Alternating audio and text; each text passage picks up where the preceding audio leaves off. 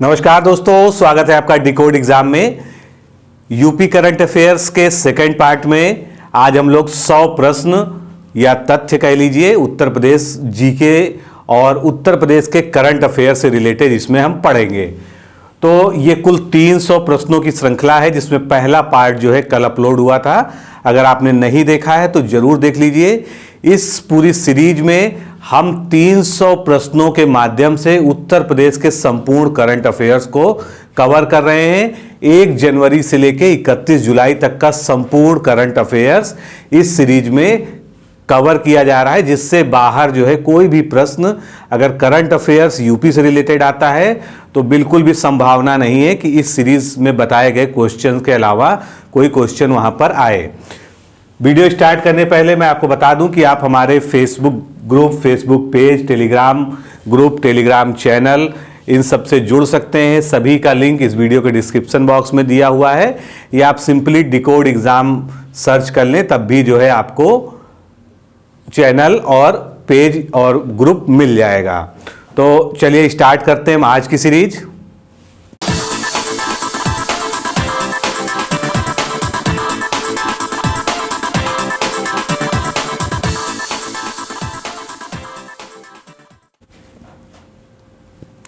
सबसे पहले हम पिछली सीरीज में हुई एक गलती को सुधारते हैं। फागू चौहान, मैंने बताया था कि उत्तर प्रदेश अन्य पिछड़ा वर्ग के अध्यक्ष बनाए गए थे, कब? फरवरी में बनाए गए थे। तो उसी समय जो है मैंने वो नोट्स में लिख लिया था। अभी रिसेंटली जो है फागू चौहान को बिहार का राज्यपाल नियुक्त किया गया है, तो इसलिए अब उत्तर प्रदेश अन्य पिछड़ा वर्ग आयोग का कोई भी अध्यक्ष नहीं है। वो पद रिक्त है। जो वहां पर उपाध्यक्ष होते हैं उनको उनका चार्ज जो है फिलहाल दे दिया गया होगा।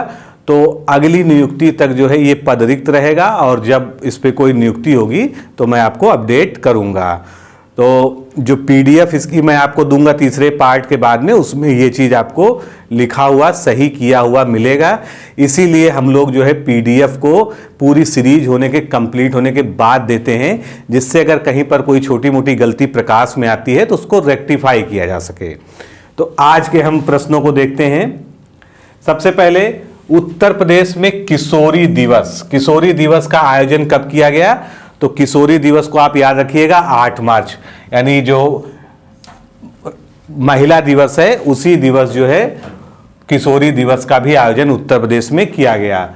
गोरखपुर में बंद पड़ी धुरियापार किसान सहकारी चीनी मिल जो है, इसके स्थान पर अब वहां पर क्या बनाया जा रहा है?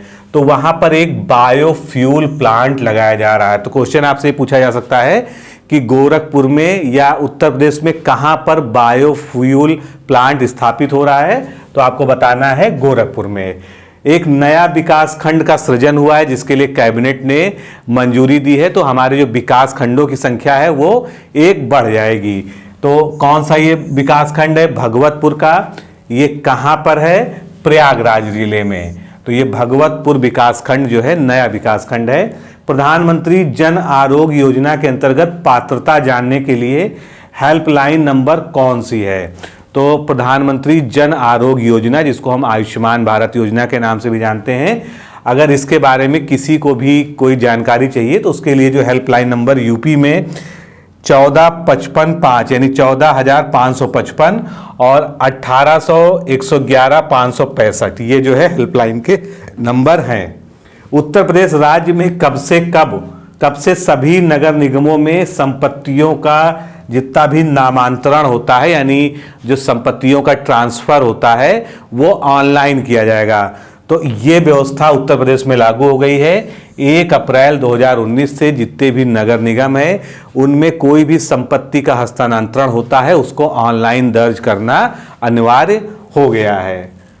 उपराष्ट्रपति वेंकैया नायडू द्वारा दिल्ली में इनोवेशन गवर्नेंस से सम्मानित किया गया किसको? तो ये उत्तर प्रदेश की हस्ती हैं प्रोफेसर विनय कुमार पाठक। कौन है ये? कुलपति हैं AKTU यूनिवर्सिटी, अब्दुल कलाम आजाद जो यूनिवर्सिटी है, तो उसके जो है कुलपति हैं। एक जनपद एक उत्पाद सम्मेलन, इसको अभी मैंने हाल ही में जो है बहुत डीप में आपको पढ़ाया है। तो ओडीओपी का जो है एक सम्मेलन जो है आयोजित किया गया था 28 फरवरी 2019 को। ये कहाँ पर आयोजित किया गया था? ये आगरा जनपद में आयोजित किया गया है।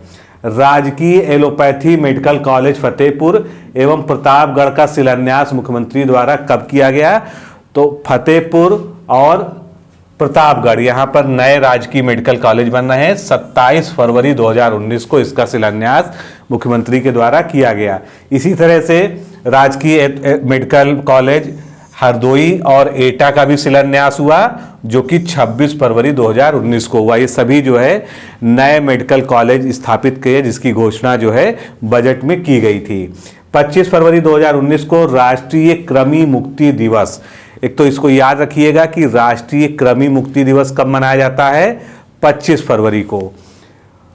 तो इनके अंतर्गत उत्तर प्रदेश के कितने जिलों को चिन्हित किया गया? तो ये जो राष्ट्रीय कार्यक्रम है कृमि मुक्ति का, इसके अंतर्गत उत्तर प्रदेश के 25 जिलों को चिन्हित किया गया है। कृमि दिवस को हम कैसे और कह सकते हैं? तो वेक्टर बॉर्न जो डिजीजेज होती हैं उनको एड्रेस करने के लिए ये दिवस मनाया जाता है। उत्तर प्रदेश में दिव्यांग जनों की पेंशन को बढ़ा दिया गया है। तो ये पहले कितना था? 300 था। अब 300 से बढ़ाकर कितना कर दिया गया है? 500 कर दिया गया है। सौभाग्य योजना के अंतर्गत उत्तर प्रदेश सरकार द्वारा निःशुल्क कितने कनेक्शन प्रदान किए जाएंगे या किए गए? 74 लाख जो है निःशुल्क बिजली के कनेक्शन सौभाग्य योजना के अंतर्गत दिए गए। प्रधानमंत्री किसान सम्मान निधि, जिसको पीएम किसान योजना के नाम से जानते हैं, का देशव्यापी शुभारंभ कब किया गया? तो इसका देशव्यापी शुभारंभ 24 फरवरी 2019 को किया गया। उत्तर प्रदेश की ही धरती से हुआ, यानी गोरखपुर जिले में जो है इसका शुभारंभ किया गया था। उत्तर प्रदेश में किस योजना के अंतर्गत लघु एवं सीमांत परिवारों को 2000 रुपए की 3 समान किस्त सीधे उनके बैंक खातों में भेजी जाएगी? तो ये वही योजना है जिसकी शुभारंभ की हमने बात की, यानी पीएम किसान योजना के अंतर्गत 2000 रुपए की 3 समान किस्तें जो है किसानों के खाते में भेजी जाएंगी। प्रधानमंत्री नरेंद्र मोदी द्वारा कांडला गोरखपुर जो 2757 यानी 2757 किलोमीटर लंबी एलपीजी पाइपलाइन है, इसका शुभारंभ गोरखपुर से कब किया गया? तो इसका भी शुभारंभ 24 फरवरी 2019 को ही किया गया। स्थान याद रखिएगा, पूछा जा सकता है कि ये एलपीजी पाइपलाइन कहां से कहां तक के लिए प्रस्तावित है। तो कांडला से गोरखपुर, या यूं कह लीजिए गोरखपुर से कांडला तक, और इसकी लंबाई है 2757 kilometre. Kandla Gorakhpur LPG pipeline के अंतर्गत कितने रुपए का व्यय आएगा? तो इसके व्यय के बारे में पूछा जा सकता है। एक बड़ी परियोजना है ये, 9000 करोड़ रुपए का व्यय आएगा। उत्तर प्रदेश में प्रमाणित बीजों पर अनुदान के लिए कितने रुपए की स्वीकृति की गई है?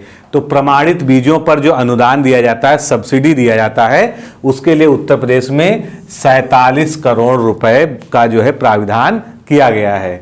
मुख्यमंत्री योगी आदित्यनाथ द्वारा लखनऊ में कब 100 आधुनिक जीवन रक्षक एम्बुलेंस सेवा, जिसको क्या कहा जाएगा? Advance life support ambulance system एवं 53 राष्ट्रीय सचल स्वास्थ्य इकाइयों का शुभारंभ किया गया। तो ये 53 राष्ट्रीय सचल इकाइयां 18 फरवरी को, और साथ में ही जो है एडवांस लाइफ सपोर्ट एम्बुलेंस, इन सभी का उद्घाटन जो है 18 फरवरी 2019 को उत्तर प्रदेश में किया गया। 2015 में साहित्य भूषण से अलंकृत किस साहित्यकार का निधन 19 फरवरी 2019 को हो गया? तो एक बड़ा नाम था उत्तर प्रदेश से, उत्तर प्रदेश की बरेली में जो है प्रेजेंटली ये निवास कर रही थी, डॉक्टर महाश्वेता चतुर्वेदी, जिनका जन्म इटावा जनपद में हुआ था, लेकिन जो है इनकी कर्म भूमि क्या है? बरेली थी। प्रधानमंत्री नरेंद्र मोदी जी द्वारा 19 फरवरी 2019 को आईआईटी बीएचयू, यानी बीएचयू का जो आईआईटी है वाराणसी में नेशनल सुपर कंप्यूटिंग मिशन के तहत बनाए गए किस सुपर कंप्यूटर का लोकार्पण किया गया? तो ये प्रश्न जो है बहुत ही संभावित है एग्जाम के लिए। तो ये पहला सुपर कंप्यूटर है जिसका लोकार्पण उत्तर प्रदेश में हुआ, और ये आईआईटी बीएचयू में स्थापित किया गया है। इसका नाम क्या है? परम शिवाय। परम शिवाय जो है IIT BHU वाराणसी में स्थापित किया गया और प्रधानमंत्री नरेंद्र मोदी द्वारा जो है इसका लोकार्पण किया गया था। अब ये जो परम शिवाय सुपर कंप्यूटर है इसको किस संस्था ने बनाया है, तो इसको जो है सीडैक ने बनाया। सीडैक आपने नाम सुना होगा, इसको फुल फॉर्म क्या होगा, centre for development of advance computing यानी सीडैक। केंद्रीय औषधि अनुसंधान संस्थान लखनऊ में जो है इसको शॉर्ट में हम क्या कहते हैं, CDRI कहते हैं। तो CDRI द्वारा ड्रग डिस्कवरी रिसर्च में वर्तमान रुझान विषय पर 7वें अंतर्राष्ट्रीय सम्मेलन का एक आयोजन किया गया था। और इसका आयोजन कब किया गया ये पूछा गया है। 29 फरवरी 2019 को इस 7वें अंतर्राष्ट्रीय सम्मेलन का आयोजन CDRI लखनऊ द्वारा किया गया। मुख्यमंत्री योगी आदित्यनाथ द्वारा प्रदेश में किशोरी बालिकाओं के लिए कौन सी विशेष योजना का शुभारंभ किया गया, तो इंपॉर्टेंट है, ये चर्चा में भी है। ये योजना है scheme for adolescent girls SAG। अब इसके बारे में थोड़ा हम और आगे तथ्यों में जानेंगे। स्कीम फॉर एडोलेसेंट गर्ल योजना का शुभारंभ कब किया गया, तो ये 21 फरवरी 2019 को किया गया। अब इस योजना को किस विभाग के द्वारा जो है संचालित किया जाएगा, यानी इसका नोडल डिपार्टमेंट कौन सा है यूपी में, बाल विकास सेवा एवं पुष्टाहार विभाग द्वारा इस स्कीम फॉर एडोलेसेंट गर्ल का जो है सारा क्रियान्वयन किया जाएगा। राज्य स्तरीय स्वामी विवेकानंद युवा पुरस्कार वितरण समारोह एवं प्रांतीय रक्षक दल सम्मेलन का आयोजन कहां पर किया गया, तो राज्य स्तरीय जो स्वामी विवेकानंद पुरस्कार है युवा पुरस्कार और प्रांतीय दल रक्षक सम्मेलन दोनों ही लखनऊ में किए गए। नितिन गडकरी जो कि केंद्रीय मंत्री हैं, इनके द्वारा बागपत मेरठ हाईवे व बागपत नगर के सीवेज ट्रीटमेंट प्लांट का शिलान्यास किया गया। कब, 20 फरवरी 2019 को। हिंदी के किस जाने माने साहित्यकार एवं समालोचक का निधन 20 फरवरी 2019 को हो गया, तो बहुत ही चर्चित नाम है, उत्तर प्रदेश की हस्ती हैं डॉक्टर नामवर सिंह। इनकी कुछ पुस्तकें भी जो है पढ़ लीजिएगा कि कौन कौन सी इन्होंने पुस्तकें लिखी, कौन कौन सी रचनाएं लिखी, क्योंकि कभी कभी जो है इस तरह से भी जो है कनेक्ट कर दिया जाता है। उत्तर प्रदेश में सुपोषण पखवाड़ा कब मनाया जा रहा है या मनाया जा चुका है अब तो ये 8 मार्च 2019 से मनाया जा रहा है। पखवाड़े का अर्थ क्या होता है, 15 दिन का जो कोई आयोजन होता है उसको हम पखवाड़ा कहते हैं। सुपोषण पखवाड़ा मनाने का मुख्य उद्देश्य क्या है, उत्तर प्रदेश किशोरियों की पोषण स्थिति का आकलन करना और उसमें सुधार करना, क्योंकि बहुत सारी जो है किशोरियों के लिए स्कीम्स लॉन्च की गई हैं, तो उसके लिए ही ये सुपोषण पखवाड़ा जो है मनाया गया। अगला इंपॉर्टेंट फैक्ट देखते हैं, सहकारी बंधु सम्मेलन, इसका आयोजन कब और कहां किया गया, तो इसका आयोजन मुख्यालय लखनऊ में ही 23 फरवरी 2019 को किया गया। सहकारी बंधु सम्मेलन में मुख्य अतिथि के रूप में कौन शामिल हुआ, तो इसमें जो है उत्तर प्रदेश के मुख्यमंत्री योगी आदित्यनाथ एवं केंद्रीय मंत्री अमित शाह ने जो है प्रतिभाग किया। सहकारी बंधु सम्मेलन किस विभाग द्वारा आयोजित किया गया, सहकारी, इससे आप नाम से ही पकड़ सकते हैं, तो ये सहकारी से जुड़ा हुआ सहकारिता विभाग उत्तर प्रदेश द्वारा जो है इसका आयोजन किया गया। अमृत योजना, आप जानते हैं अमृत योजना एक केंद्रीय योजना है। सबसे पहले इसकी फुल फॉर्म की हम बात कर लें, Atal mission for rejuvenation and urban transformation, यानी ये जो है शहरी संस्थाओं का शहरी जो ढांचा है उसका जो है पूरा रिजेन्युएशन करना, यानी पुनर्जीवनीकरण करने की एक योजना है, जिसको शॉर्ट में हम अमृत योजना के नाम से जानते हैं। इसके अंतर्गत उत्तर प्रदेश के कितने शहरों का चयन किया गया है, इंपॉर्टेंट है। तो इसके अंतर्गत यानी अमृत योजना के अंतर्गत उत्तर प्रदेश के 60 शहरों का जो है चुनाव किया गया। जब शहर हम बात करते हैं तो एक जिले में 2 शहर भी होते हैं, यहाँ जिले और शहर में अंतर है, क्योंकि शहर एक अलग इकाई है और जिला जो है एक अलग इकाई है। स्मार्ट सिटी मिशन के अंतर्गत उत्तर प्रदेश के कितने शहर आच्छादित किए गए हैं, तो अब तक जो फाइनली आच्छादित किए गए हैं वो 12 शहर हैं, लेकिन लक्ष्य जो है उत्तर प्रदेश द्वारा 13 का उत्तर प्रदेश से लिए जाने का रखा गया था। प्रधानमंत्री श्रम योगी मानधन योजना का उत्तर प्रदेश में शुभारंभ कब किया गया?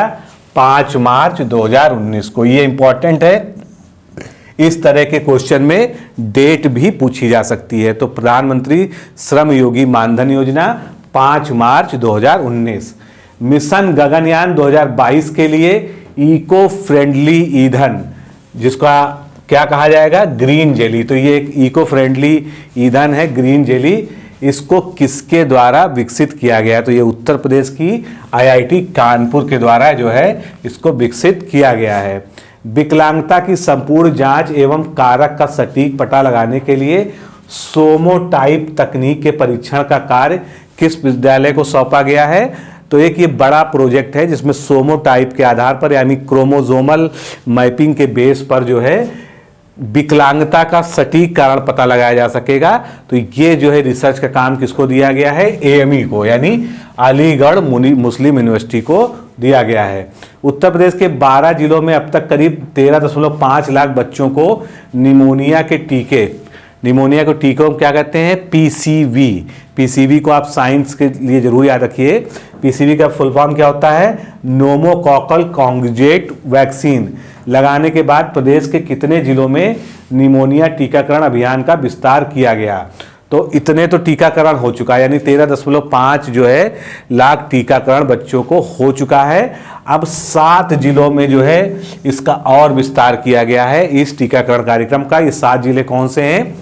बरेली, पीलीभीत, बदायूं, शाहजहांपुर, कासगंज, फर्रुखाबाद और कन्नौज। इन जिलों में जो है इस टीकाकरण का जो है विस्तार किया गया है।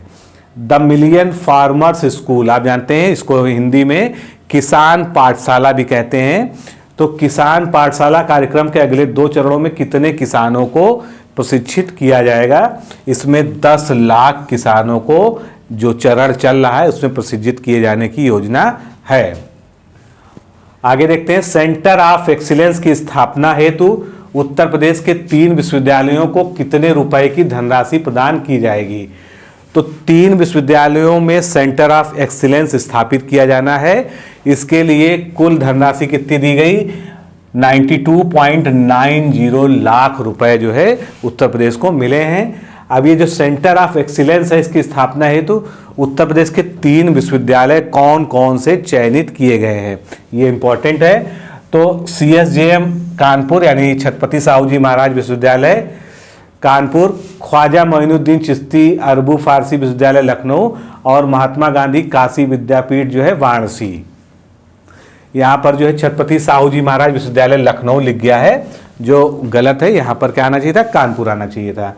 लखनऊ में स्मार्ट ड्राइविंग लाइसेंस कार्य योजना का शुभारंभ कब किया गया? तो स्मार्ट ड्राइविंग लाइसेंस जो है जो चिप बेस्ड बनते हैं वो 30 मार्च 2019 से बनना प्रारंभ हुए। देश के प्रतिष्ठित मेडिकल संस्थानों की राष्ट्रीय रैंकिंग में उत्तर प्रदेश के कितने संस्थान शामिल हैं? तो इसमें राष्ट्रीय रैंकिंग में उत्तर प्रदेश के 2 संस्थान हैं। SGPGI लखनऊ जिसको राष्ट्रीय स्तर पर 44वीं रैंक मिली है और KGMU लखनऊ जिसको 10वीं रैंक प्राप्त हुई है। KGMU लखनऊ के रिस्पायरेटरी मेडिसिन डिपार्टमेंट के अध्यक्ष प्रतिष्ठित चिकित्सक डॉक्टर सूर्यकांत को हरियाणा में अभी हाल ही में एक प्रतिष्ठित अवार्ड से सम्मानित किया गया है। तो इस अवार्ड का नाम क्या है? तो डॉक्टर या प्रोफेसर सूर्यकांत जो हैं इनको रॉबर्ट कॉक अवार्ड, कुछ लोग जो है इसको रॉबर्ट कोच अवार्ड भी बोलते हैं। तो ये इंग्लिश के उच्चारण की बात है, चाहे जैसे भी बोला जाए। आगे देखते हैं, देश में शीर्ष मोबाइल उपभोक्ताओं वाला राज्य कौन सा है? यानी सबसे ज्यादा मोबाइल कनेक्शन वाला राज्य जो है उत्तर प्रदेश है। यहां पर जो मोबाइल कनेक्शनों की संख्या वो कितनी है? 16.69 करोड़, यानी 16.5 करोड़ से ज़्यादा जो है यहाँ पर मोबाइल कनेक्शन है। उत्तर प्रदेश की सभी ग्राम पंचायतों में संस्कृत और संस्कृति की पाठशालाएं किस संस्था के सहयोग से खोली जाएंगी या स्थापित की जाएंगी, चलाई जाएंगी? तो ये जो संस्कृत की पाठशालाएं हैं ये उत्तर प्रदेश संस्कृत संस्थानम के सहयोग से चलाई जाएंगी। उत्तर प्रदेश विधानसभा अध्यक्ष द्वारा लिखित 2 पुस्तकें कौन सी हैं जिनका विमोचन हाल ही में राज्यपाल के द्वारा किया गया है। तो विधानसभा अध्यक्ष द्वारा लिखी पुस्तकें जो है मधु अभिलाषा और हिंद स्वराज का पुनर्पाठ, नाम याद रखिएगा, मधु अभिलाषा और हिंद स्वराज का पुनर्पाठ, ये जो है उत्तर प्रदेश के विधानसभा अध्यक्ष हृदय नारायण दीक्षित के द्वारा लिखी गई पुस्तकें हैं। बुंदेलखंड एक्सप्रेसवे का शिलान्यास कब किया जाएगा? अगस्त 2019 में ये प्रस्तावित है। अब ये डेट आगे भी बढ़ सकती है, लेकिन फिलहाल जो है अगस्त 2019 में कहा गया था कि बुंदेलखंड एक्सप्रेसवे का शिलान्यास किया जाएगा और इसका नाम भी बदल दिया गया है। इसका नाम क्या कर दिया गया है अब? अटल पथ। बुंदेलखंड एक्सप्रेसवे के द्वारा किन किन जिलों को जोड़ा जाएगा? तो ये एक इंपॉर्टेंट फैक्ट है, इसको ध्यान रखिएगा। भरतकूप से ये शुरू होगा। भरतकूप कहाँ पर है? चित्रकूट में। फिर बांदा, हमीरपुर, जालौन, औरैया, इटावा, आगरा, लखनऊ। लखनऊ का मतलब लखनऊ एक्सप्रेसवे में ये जो है आगरा से कनेक्ट हो जाएगा। तो इस तरह से बुंदेलखंड एक्सप्रेस का ये पूरा रूट हो जाएगा जो पूछा जा सकता है। एक जनपद एक उत्पाद की योजना के अंदर कहाँ पर ढोलक व्यवसाय का केंद्र स्थापित किया जाएगा? तो ढोलक व्यवसाय अभी मैंने अपने ओडीओपी वाले वीडियो में आपको बताया था कि अमरोहा जो है एक प्रमुख केंद्र है जहां पर लकड़ी की ढोलकें बनाई जाती हैं। तो यहां पर इसको विशेष तौर पर जो है स्थापित किया जाएगा। किस राज्य में 2 करोड़ कृषकों को 10-10 पौधे वृक्षारोपण के लिए सरकार द्वारा दिए जाएंगे तथा इन किसानों को ऑक्सी इको कार्ड भी दिया जाएगा? यानी प्रत्येक किसान को 2-2 पौधे जो है दिए जाएंगे, साथ में ऑक्सी इको कार्ड भी दिया जाएगा और इन पौधों की जो रखवाली है, जिम्मेदारी है, रखरखाव है, ये सब जो है किसानों के द्वारा ही किया जाएगा। तो ये 2 करोड़ किसानों को पौधे दिए जाएंगे, मतलब 2-2 यानी लगभग 4 करोड़ पौधे वितरित किए जाएंगे। कहाँ पर? उत्तर प्रदेश में। अगला फैक्ट देखते हैं। King George medical university Lucknow के चिकित्सकों ने 2 दुर्लभ ब्लड ग्रुप की खोज की है। ये दुर्लभ ब्लड ग्रुप का क्या नाम है? एक का नाम है A3 और एक का नाम है AX। A3 और AX ये A जैसे ही ब्लड ग्रुप हैं लेकिन A से डिफरेंट हैं। उत्तर प्रदेश के राज्यपाल राम नाईक ने डॉक्टर राकेश कुमार बिसारिया द्वारा लिखित किस पुस्तक का लोकार्पण किया? तो पुस्तक और विशेषकर जिसका विमोचन राज्यपाल या मुख्यमंत्री के द्वारा किया जाता है वो बहुत इंपॉर्टेंट हो जाती हैं। तो डॉक्टर राकेश कुमार बिसारिया द्वारा लिखी गई है लखनऊ मंडल में 1857 का स्वतंत्रता संग्राम। उत्तर प्रदेश में क्षय रोगियों यानी टीबी रोगियों की जांच के लिए पुनरीक्षित राष्ट्रीय क्षय नियंत्रण कार्यक्रम, जिसको RNTCP भी कहते हैं, revised national tuberculosis control programme. इस प्रोग्राम के अंतर्गत एक्टिव केस फाइंडिंग, हिंदी में क्या कहेंगे? सक्रिय खोज अभियान अभी चलाया गया था। ये सक्रिय खोज अभियान कब से कब तक चलाया गया? 10 से 22 जून तक ये चलाया गया। आगे, उत्तर प्रदेश सरकार ने कन्या सुमंगला योजना का नाम बदलकर क्या कर दिया है? तो पहले इस योजना का नाम कन्या सुमंगला योजना था, अब इसमें आगे मुख्यमंत्री शब्द लग गया है, मुख्यमंत्री कन्या सुमंगला योजना। मुख्यमंत्री कन्या सुमंगला योजना किस विभाग के द्वारा संचालित हो रहा है? तो ये जो है समाज कल्याण विभाग की एक योजना है। किस राज्य के मुख्यमंत्री द्वारा गरीब परिवार में किसी सदस्य की मृत्यु के उपरांत दाह संस्कार हेतु तत्काल 5,000 उपलब्ध कराए जाने की घोषणा की है? तो ये घोषणा उत्तर प्रदेश के मुख्यमंत्री द्वारा की गई है कि अगर किसी भी गरीब व्यक्ति के परिवार में कोई मृत्यु हो जाती है तो उसको तुरंत आर्थिक सहायता के रूप में दाह संस्कार हेतु 5,000 रुपये दिए जाएं और ये दिया जाएगा जो है जिलाधिकारी के माध्यम से। उत्तर प्रदेश में किसानों को खेती बाड़ी एवं तकनीकी ज्ञान उपलब्ध कराए जाने के लिए चल रहे कार्यक्रम द मिलियन फार्मर्स स्कूल, जिसको हमने क्या कहा? किसान पाठशाला भी हिंदी में कहते हैं। इसका तीसरा संस्करण कब से प्रारंभ किया गया? तो जो इसका तीसरा संस्करण है वो 9 जून 2019 से प्रारंभ किया गया, जिसमें 10 लाख किसानों को प्रशिक्षित किया जा रहा है। लखनऊ के क्वीन मेरी हॉस्पिटल की चिकित्सक डॉक्टर रेखा सचान को किस अवार्ड से अभी हाल ही में किया गया सम्मानित? तो इस अवार्ड का नाम क्या है? EETCRS science and technology award. अगला प्रश्न, कौन सा राज्य देश में सबसे ज्यादा MBBS सीट वाला राज्य बन गया है? उत्तर प्रदेश। उत्तर प्रदेश में इस समय सबसे ज्यादा MBBS की सीटें हैं। उत्तर प्रदेश सरकार ने एक्यूट इंसेफ्लाइटिस सिंड्रोम यानी AES तथा जापानीज इंसेफ्लाइटिस सिंड्रोम JE जिसको कहते हैं, इसके लिए दस्तक अभियान का अगला चरण प्रारंभ किया है तथा ये किसकी सहायता से प्रारंभ किया गया? तो दस्तक अभियान का जो अगला चरण है वो 1 जुलाई से 31 जुलाई तक प्रदेश में चलाया गया और ये किसके सहयोग से चलाया गया? यूनिसेफ के सहयोग से दस्तक अभियान जो है उत्तर प्रदेश में चलाया जा रहा है। उत्तर प्रदेश सरकार द्वारा toll free chief minister helpline number कौन सी जारी की गई है? इंपॉर्टेंट क्वेश्चन है, अभी हाल ही में इसको जारी किया गया है। इस टोल फ्री नंबर पर यानी 1076 पर सीधे जो है आप अपनी शिकायत को दर्ज कर सकते हैं, जिसकी हर लेवल पर मॉनिटरिंग की जाएगी। नीति आयोग की रिपोर्ट हेल्थ इंडेक्स 2019 में उत्तर प्रदेश को बड़े राज्यों के वर्ग में कौन सा स्थान प्राप्त हुआ है?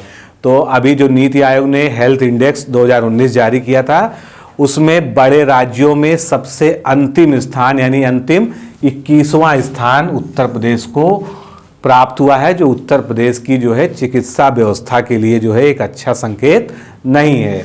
किस राज्य में वाहनों के नंबर को भी मोबाइल नंबर पोर्टेबिलिटी की तरह बदला जा सकेगा? तो अभी हाल ही में उत्तर प्रदेश कैबिनेट ने निर्णय लिया है कि जिस तरह से मोबाइल में आप नंबर की पोर्टेबिलिटी करते हैं उसी तरह आप अपने वाहनों के नंबर की भी पोर्टेबिलिटी कर सकेंगे। उत्तर प्रदेश के विभिन्न महानगरों में मेट्रो ट्रेन परियोजनाओं हेतु कैबिनेट ने किसको मंजूरी प्रदान की है? तो जैसे अभी लखनऊ मेट्रो है, कानपुर मेट्रो आ जाएगी या वाराणसी मेट्रो आ जाएगी, तो ये अलग अलग मेट्रो कारपोरेशन ना बनके उत्तर प्रदेश का एक सिंगल जो है सेंट्रलाइज मेट्रो कारपोरेशन कौन सा बनेगा? Uttar Pradesh metro rail corporation.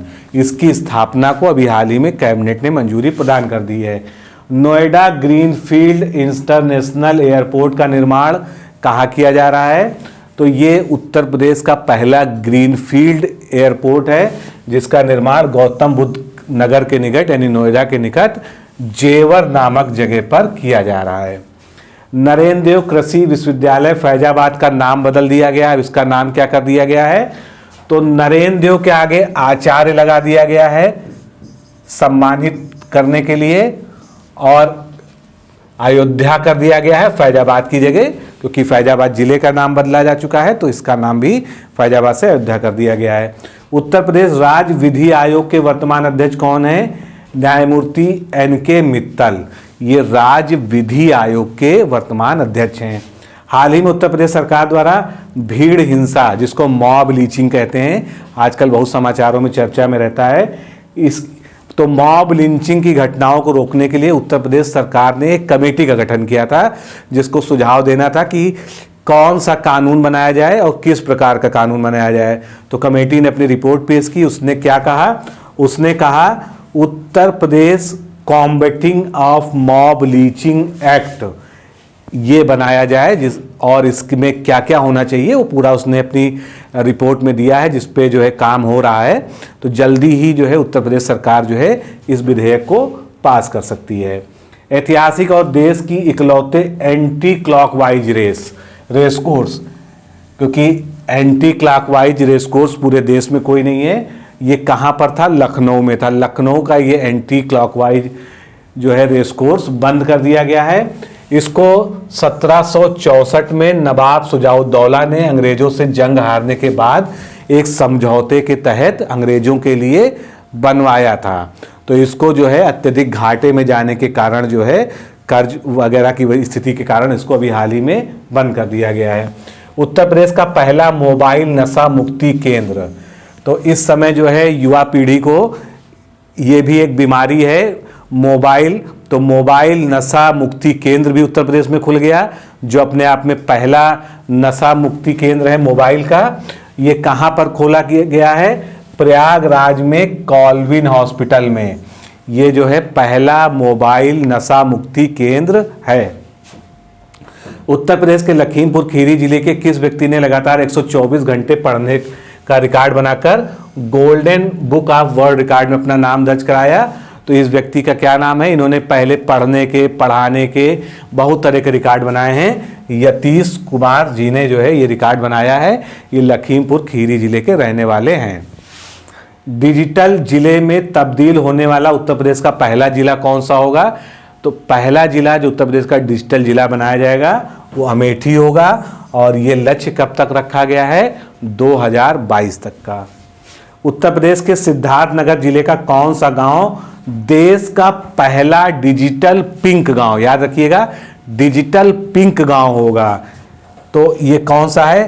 हंसुड़ी औसानपुर, ये सिद्धार्थनगर का है, जो देश का पहला डिजिटल पिंक विलेज होगा। आगे देखते हैं, उत्तर प्रदेश का पहला डिजिटल गांव बनने वाला कौन सा है? तो जो पहला डिजिटल गांव बना था वो लखनऊ में है। लखनऊ के माल ब्लॉक में लतीफपुर गांव। उत्तर प्रदेश में अंतर्राष्ट्रीय आलू अनुसंधान केंद्र की स्थापना कहाँ की जाएगी? तो ये अंतर्राष्ट्रीय संस्थान होगा जिसका कार्यालय यहाँ पर खुलेगा आगरा में। अंतर्राष्ट्रीय आलू अनुसंधान संस्थान आगरा में खुलेगा। उत्तर प्रदेश की राजधानी लखनऊ के सरोजनी नगर में कितने फीट ऊंचे अशोक स्तंभ का निर्माण किया जा रहा है? तो ये अशोक स्तंभ जो है 50 फीट ऊंचा है। इसको किसकी सहायता से बनाया जा रहा है? तो इसको उत्तर प्रदेश सरकार society education and social welfare की सहायता से मिलकर स्थापित कर रही है। खादी वस्त्रों व उत्पादों की गुणवत्ता व उत्पादन बढ़ाने के साथ ही साथ खादी को एक राष्ट्रीय एवं अंतर्राष्ट्रीय ब्रांड बनाने का फैसला किस राज्य सरकार द्वारा लिया गया है? उत्तर प्रदेश सरकार के द्वारा ये फैसला लिया गया है। वर्तमान में उत्तर प्रदेश के शिक्षा मंत्री, विज्ञान एवं प्रौद्योगिकी, इलेक्ट्रॉनिक सूचना प्रौद्योगिकी विभाग के मंत्री कौन है? तो ये सारे ही विभाग जो है डॉक्टर दिनेश शर्मा के पास हैं, जो उत्तर प्रदेश के उप मुख्यमंत्री भी हैं। वर्तमान में उत्तर प्रदेश के परिवहन मंत्री कौन है? स्वतंत्र देव सिंह। वित्त मंत्री कौन है? राजेश अग्रवाल। ऊर्जा मंत्री कौन है? श्रीकांत शर्मा। ये सब क्वेश्चन जो है इंपॉर्टेंट हैं, मंत्रिमंडल से क्वेश्चन पूछे जा सकते हैं। बेसिक शिक्षा मंत्री श्रीमती अनुपमा जायसवाल हैं। उत्तर प्रदेश के औद्योगिक विकास एवं सूक्ष्म तथा मध्यम उद्यम विभाग के मंत्री कौन है? सतीश महाना। पर्यावरण विभाग के मंत्री कौन है? श्री दारा सिंह, पर्यावरण एवं वन मंत्री हैं ये। वर्तमान में उत्तर प्रदेश के समाज कल्याण, अनुसूचित जाति एवं जनजाति कल्याण मंत्री कौन है? श्री रमापत शास्त्री। वर्तमान में उत्तर प्रदेश के विधायी एवं न्याय विभाग के मंत्री कौन है? श्री विजेश पाठक, जिनको लॉ मिनिस्टर भी कह सकते हैं। वर्तमान में उत्तर प्रदेश के अल्पसंख्यक कल्याण मंत्री कौन है? श्री लक्ष्मी नारायण चौधरी। ये उत्तर प्रदेश अल्पसंख्यक कल्याण विभाग के मंत्री हैं। वर्तमान में उत्तर प्रदेश के खेल, युवा कल्याण और कौशल विभाग के मंत्री कौन है? श्री चेतन चौहान। वर्तमान में उत्तर प्रदेश के चिकित्सा एवं स्वास्थ्य मंत्री कौन है? सिद्धार्थनाथ सिंह हैं। उत्तर प्रदेश के सहकारिता विभाग के मंत्री कौन है? श्री मुकुट बिहारी वर्मा हैं। वर्तमान में उत्तर प्रदेश के पंचायती राज एवं लोक निर्माण विभाग के मंत्री कौन है? श्री भूपेंद्र सिंह चौधरी, ये पंचायती राज मंत्री हैं। उत्तर प्रदेश के कृषि निर्यात, कृषि विपणन, कृषि विदेश व्यापार, महिला कल्याण विभाग, ये सारा ही जो है मंत्री का जो चार्ज किसके पास है? श्रीमती स्वाति सिंह के पास जो है ये चार्ज है। आगे देखते हैं, इलाहाबाद उच्च न्यायालय के मुख्य न्यायाधीश वर्तमान में कौन है? न्यायमूर्ति गोविंद माथुर। हाल ही में रानी हो स्मारक का शिलान्यास कहाँ पर किया गया? तो ये रानी हो स्मारक कहाँ पर है? अयोध्या में। उत्तर प्रदेश के किस जिले को भारतीय मानक ब्यूरो द्वारा स्वच्छ भारत मिशन के तहत ISO 9001:2015 प्रमाण पत्र प्रदान किया गया? तो ये उत्तर प्रदेश का पहला ऐसा जिला हो जाएगा जिसको ISO 9001:2015 जो है स्वच्छता अभियान के अंतर्गत दिया जा रहा है। इटावा है ये, जो उत्तर प्रदेश में है, और ये इस तरह का देश का भी पहला जिला हो जाएगा। उत्तर प्रदेश का पहला मंडल जो खुले में शौच से मुक्त हुआ था, यानी ओपन डेफिकेशन फ्री हुआ था, वो था सहारनपुर मंडल। हाल ही में मुख्यमंत्री योगी आदित्यनाथ जी के द्वारा प्रदेश में 5 विचार कुंभ आयोजित किए जाएंगे। तो ये 5 विचार कुंभों में पहला कुंभ कौन सा है? पर्यावरण कुंभ। तो ये पर्यावरण कुंभ संपर्क कराने की जिम्मेदारी किसे प्रदान की गई है? काशी विद्यापीठ वाराणसी को ये पर्यावरण कुंभ का आयोजन करने की जिम्मेदारी दी गई है। तो दोस्तों, इस तरह से हमने आज के वीडियो में 100 और अति महत्वपूर्ण प्रश्न करंट अफेयर से रिलेटेड देखे। अब अगले वीडियो में हम 100 और प्रश्नों को देखेंगे। अगला वीडियो बहुत ही इंपॉर्टेंट है क्योंकि उसमें बिल्कुल रिसेंट का जो करंट अफेयर्स है वो आपके सामने आएगा। तो आज के इस वीडियो में इतना ही। नमस्कार, धन्यवाद।